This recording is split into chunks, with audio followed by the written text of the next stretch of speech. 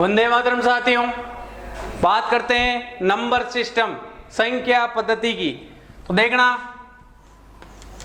Maths का सबसे basic देखा जाए तो यही है नंबर सिस्टम। इसे आपके योगात्मक वाले पर्सन कई बार देखने को मिल जाते हैं। तो थोड़ी सी इसकी थ्योरी होती है भाई साहब, जो मैं माउथ वर्डिंग करूंगा, मतलब बोलूंगा और आपको देखना है कि सर क्या बोल रहे हैं। पहली बात, जब भी बच्चा जाता है स्कूल, सबसे पहले वो गिनती सीखता है। नेचुरल नंबर प्राकृत संख्याएं जिसे n से रिप्रेजेंट करते हैं वो क्या होती हैं? 1, 2, 3 और ऐसे करके अनंत तक। और जब बच्चा थोड़ा सा बड़ा होता है तब उसे पता चलता है कि जीरो नाम की भी कोई चीज है, उसे पता चलता है कि जीरो नाम की भी कोई चीज है, तब उसे बोलते हैं होल नंबर। 0, 1, 2, 3 और बच्चा थोड़ा सा बड़ा और होता है तब उस बच्चे को पता चलता है कि मैं कितना माइनस में हूं और कितना मैं प्लस में हूं, मतलब कितना मैंने सीखा कितना नहीं सीखा। उनको बोलते हैं पूर्णांक, इंटीजर्स। क्या बोलते हैं? इंटीजर्स यानी पूर्णांक, यानी माइनस और प्लस की दोनों संख्याएं। इधर हो सकता है अनंत तक चले।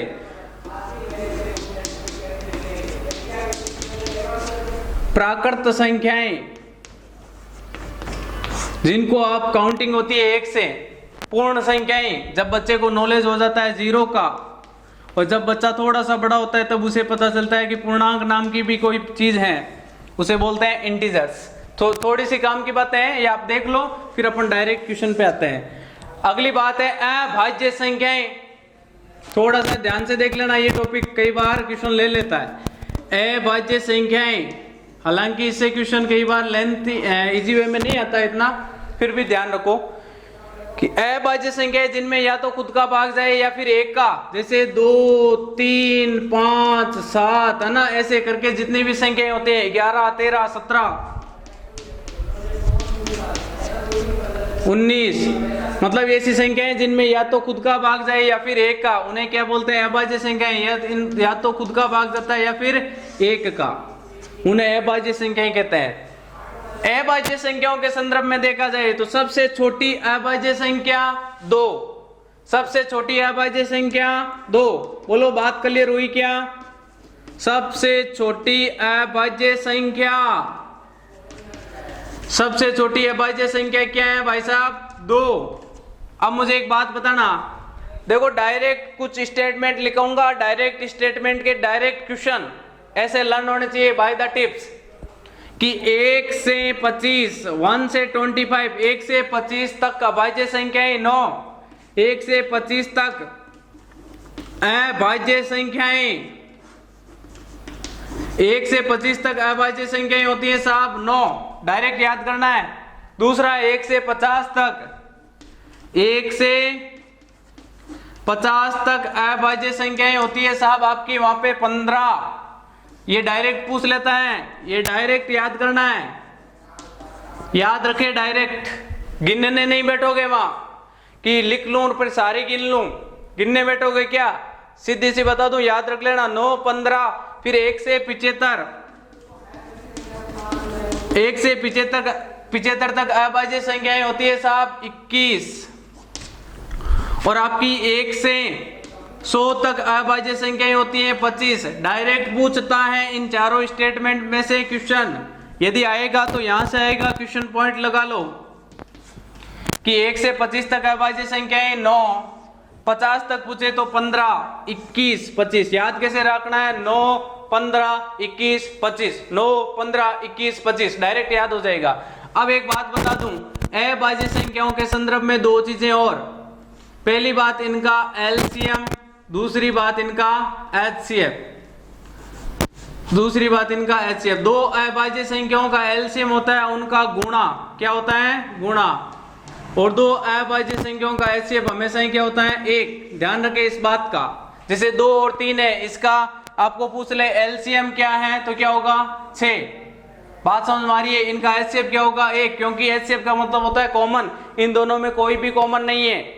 बात क्लियर हो रही होगी। आगे देखना कि आपको बताऊं कि योग से पर्सन बनते हैं। वापस बोल दो, नंबर सिस्टम बेसिक चैप्टर है। प्राकृत संख्याएं 1 से स्टार्ट होती है, पूर्ण संख्याएं 0 से, पूर्णांक माइनस से। अब एक बात सुनना मेरी, क्या सभी पूर्ण संख्याएं प्राकृत संख्याएं हैं? पूर्ण मतलब जीरो। क्या जीरो ऊपर वाले में है क्या? नहीं। इसका मतलब सभी पूर्ण संख्याएं प्राकृत संख्याएं नहीं होती हैं, जबकि सभी प्राकृत संख्याएं ये पढ़ी पूर्ण होती है कि नहीं होती है? अरे बोलो हाँ, देख लो चाहिए आप। सारी की सारी प्राकृत संख्याएं पूर्ण है, जबकि सभी पूर्ण प्राकृत नहीं है, क्योंकि पूर्ण में जीरो है। जीरो यहाँ दिख रहा है क्या? नहीं। तो स्टेट टाइप के क्वेश्चन हालांकि आपके नहीं आएंगे। फिर बोल दूं, क्वेश्चन स्टेटमेंट का नहीं आएगा। कई बोलते हैं कि स्टेटमेंट से क्वेश्चन आपके नहीं आएगा। आगे देखना कि आपको बता दूं कि 1 से 25 तक अभाज्य संख्याएं 9 होती है। लिख लेना भाई, जिसको नहीं दिखा हुआ हो या कोई इश्यू रहा हो। 1 से 25 तक अभाज्य संख्याएं 9, फिर होती है 1 से 50 तक वो होती है 15, 1 से 75 तक होगी 21, है ना। फिर 1 से 100 तक होती है वापस आपकी 25, यानी 9, 15, 21, 25।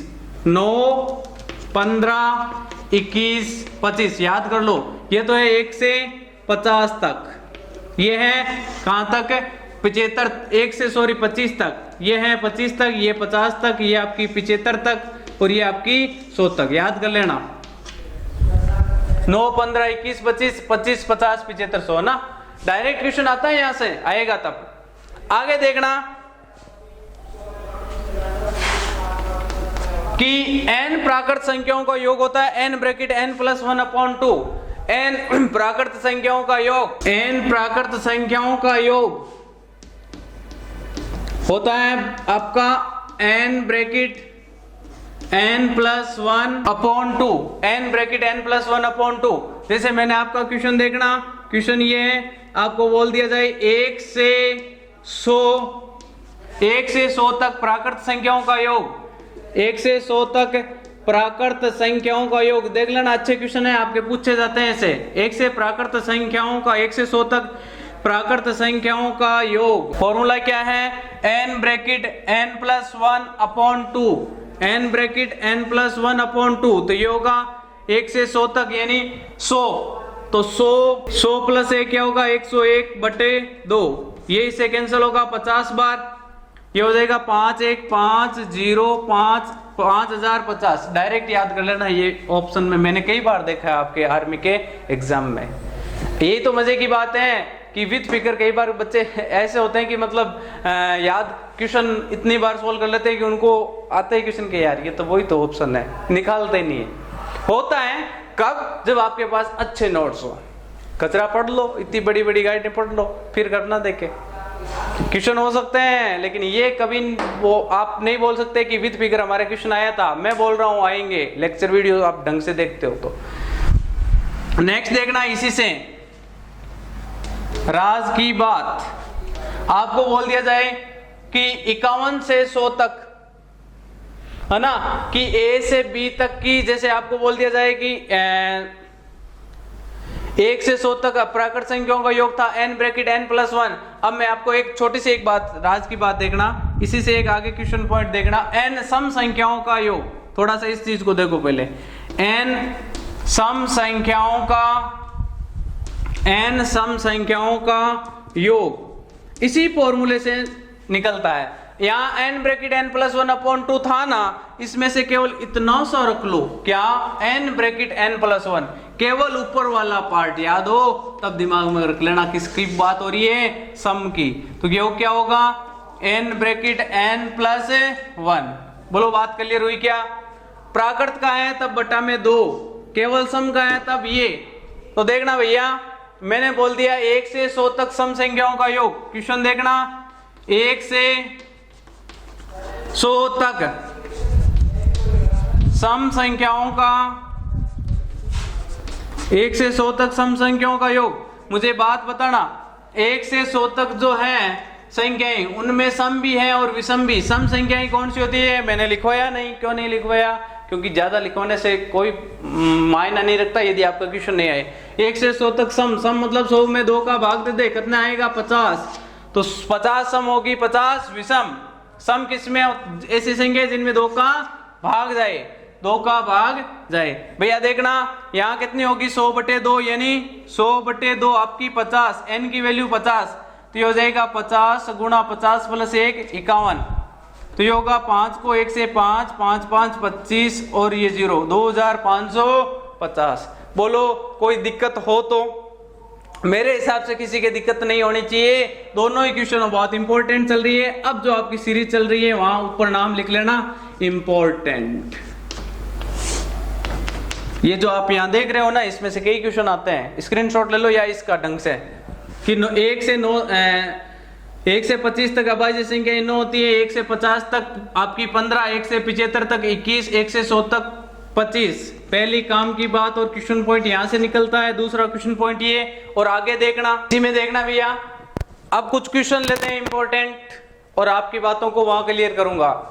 देखना क्वेश्चन है आपके पास, पहला क्वेश्चन है 1 का स्क्वायर प्लस 2 का स्क्वायर प्लस 3 का square plus dot dot dot आपका है प्लस का 8 का स्क्वायर का मान है।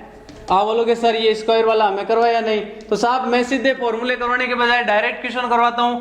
यदि आपका वर्ग का है, n प्राकृत संख्याओं का वर्ग पूछे, उसका फॉर्मूला होता है n bracket n plus 1 2n plus 1 upon 6।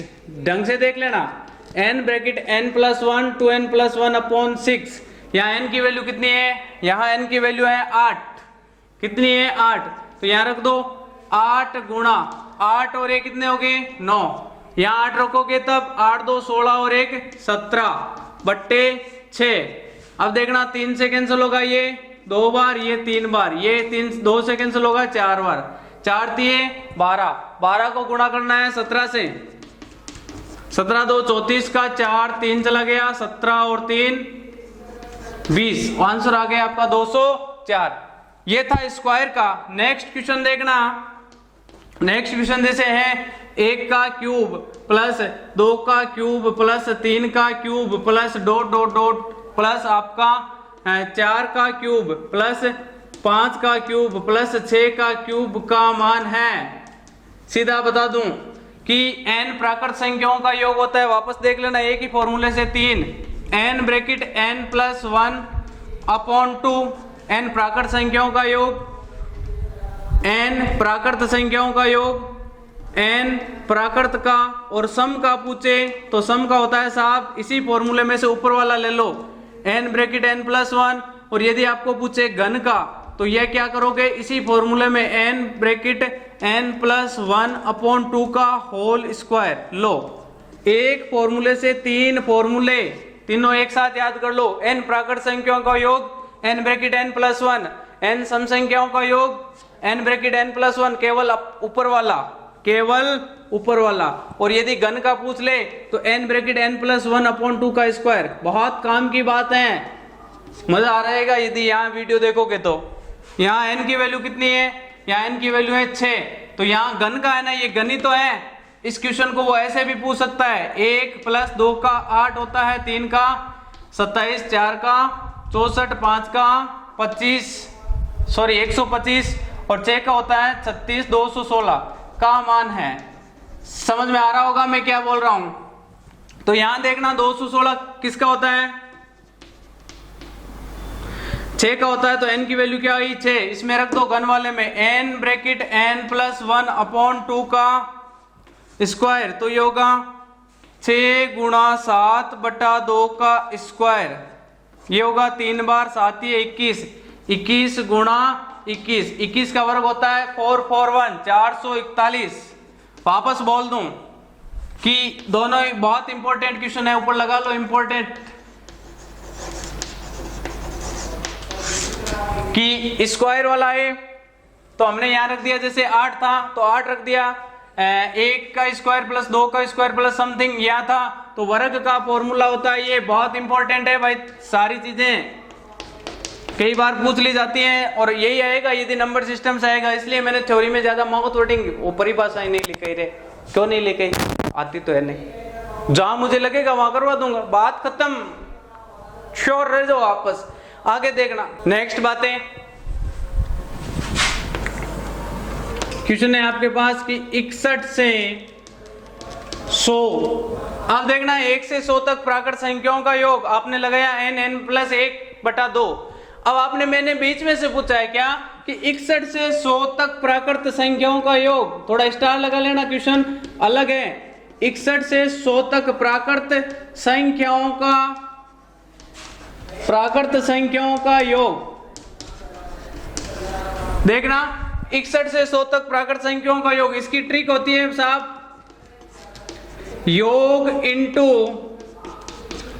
Into अंतर प्लस 1/2,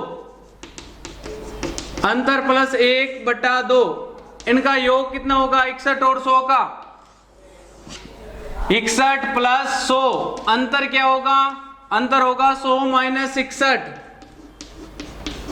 प्लस 1/2, तो भैया ये हो जाएगा 161 इंटू ये कितना होगा 101 में से 61, आपका वहां पे 40/2, ये इससे कैंसिल होगा 20 बार, 2 16 2 32 0, ये आंसर इसके। फॉर्मूला वापस देख लेना, योग इंटू अंतर प्लस 1/2।